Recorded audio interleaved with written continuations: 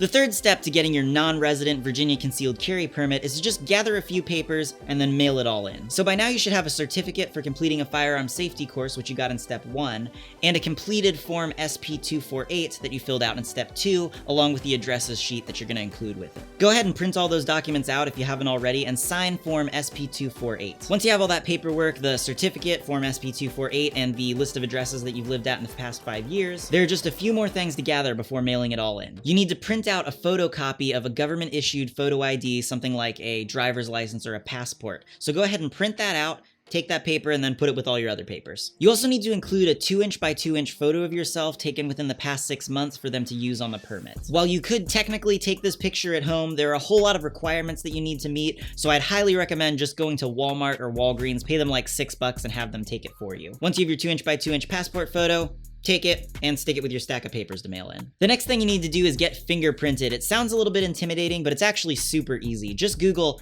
fingerprinting services near me and you'll see a whole bunch of results. Go ahead and pick one and go in and get your fingerprints taken. It should cost less than $50. The important thing to get from this is your fingerprints on applicant fingerprint card FD258. Virginia does not accept electronic submission of fingerprints. They'll only accept your fingerprints if you include applicant fingerprint card FD258 with your prints on them when you mail everything in. So make sure to leave with a copy of applicant fingerprint card FD258 with your prints on it.